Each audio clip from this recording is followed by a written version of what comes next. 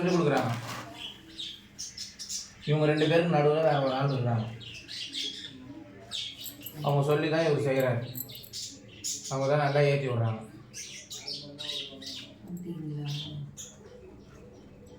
அவர் வீட்டை விட்டு எங்கேயுமே வெளியிலேயே போக மாட்டாரு. வேற யாரோ ஒருத்தவங்க இருக்கிறாங்க, அது யாருன்னு கண்டுபிடிங்க. அவங்க அம்மா அப்பா அதுதான் தெரியலம்மா யாருன்னு. வேலைக்கெல்லாம் போக வேண்டாம், காசு ஒரு ஆள் சொல்லி கொடுக்குறாங்க, நல்லா குடும்பம் கழிச்சு விடுறாங்க சொல்லி கொடுத்து. புரியுதுங்க பிரச்சனைக்கெல்லாம் காரணம். அவர் வேலைக்கு போகணும்னா நீ இங்கே வந்துருமா, நான் பார்த்துக்கிறேன். நான் எங்கள் வீட்டுக்கு அவரை பற்றி இவங்க கிட்ட சொல்கிறது, இவங்களை பற்றி அவர்கிட்ட சொல்கிறது, இப்படி நடுவில் ஒரு விளையாட்டு விளையாடுறாங்க. அதுதான் நான் சொல்கிறேன். அது எனக்கு தெரியாது, நம்ம தெரியாமல் சொல்லிடக்கூடாது. யார் மேலேயும் நம்ம தெரியாமல் சொல்லிடக்கூடாது. ஆனால் ஒரு ஆள் நடுவில் இருக்கிறாங்க. இவங்க 2 பேருக்கு நடுவில், இவங்க 2 பேருக்கும் பிரச்சனையை உருவாக்குறதுக்கு ஒரு ஆள் இருக்கிறாங்க நடுவில். அது யாருன்னு நீங்கள் தான் கண்டுபிடிக்கணும்.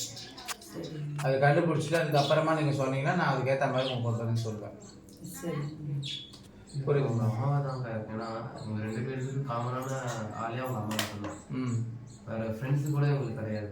காமனான ஃப்ரெண்ட்ஸ் கூட கிடையாது. அப்படின்னா இப்போ உங்கள் பொண்ணு பேச்சு கேட்குற மாதிரி உங்கள் முறைக்குள்ளே பண்ணிக்கணும். அந்த சைடில் இருக்கிற உறவை வந்து என்ன அப்படி வச்சுக்கிட்டோம். மற்றபடி முழுக்க உங்கள் பொண்ணு பின்னாடியே உங்கள் பொண்ணு கூடவே இருக்கிற மாதிரி பண்ணிக்கோங்க. உங்கள் பொண்ணு பக்கமாக வசியம் பண்ணிக்கோங்கன்னு சொல்கிறேன். புரியுதுங்களா? இப்போ என்னன்னா அதுக்கு உங்கள் பொண்ணு தான் வரணும். பொண்ணு மட்டும் அவர் மட்டும் வந்தால் போதும்.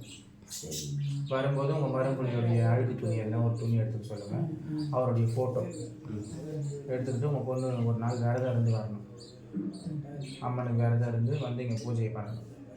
சொல்லுவேன் நான், அதுதான் பூஜை. அவங்க மனசறிஞ்சு வரணும். அவங்க வேலைக்கே போக மாட்டேன். அதுதான்ப்பா சொல்கிறேன். இப்போ உங்கள் மாமா வந்து உங்கள் அக்கா பக்கமாக வசியமாயிட்டாருன்னா உங்கள் அக்கா என்ன சொல்லுதோ அதுதான் அவர் கேட்பார். புரியுதா? அந்த சைடில் இருக்கிற அந்த ஞாபகம்லாம் அதிகமாக இருக்காது. அந்த சைடு ஈர்ப்பு இருக்காது. அதனால என்ன ஆயிடுதுன்னா இவ வந்து குழந்தைங்க ஆயிடுச்சா, அவங்க பெட்ரூம் போனால் தான் பிரச்சனையாக இருக்கும். எதையாவது ஒன்று பேசி அவளை வந்து இரிட்டேட் பண்ணி கோவப்படுத்தி. அப்போ அவள் தான் வரணும். அவள் தான் கண்டிப்பாக நீங்கள் வந்திருக்கணும். சரி, நான் சொல்கிறேன் என்ன பூஜை பண்ணணும் எப்படி பண்ணணும் நான் சொல்கிறேன். அதுக்கேற்ற மாதிரி நீங்கள் கூட்டிகிட்டு வந்துடுங்க. சரியா? 2 பேருமே 3 பேருமே வந்துடுங்க. சரி. ஏன்னா அவரு அவங்க அக்கா வீட்டுக்காரர் வரமாட்டாரு. ஆமாம், வரமாட்டாரு. நான் சொல்கிறேன் வரமாட்டாரு.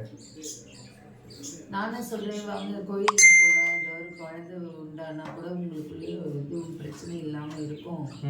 அதுக்கும் வழி சொல்ல மாட்டேங்கிறாரு.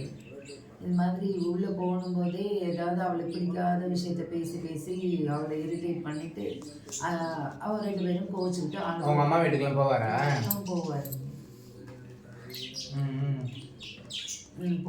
வருவார். ஆனால் ஒன்று என்னென்னா வட்டிக்கு விட்டு வாங்கிட்டு இருக்கேன் அப்படின்னு சொல்லிட்டு ஒரு இது ஒன்று வச்சுக்கிட்டு வீட்டில்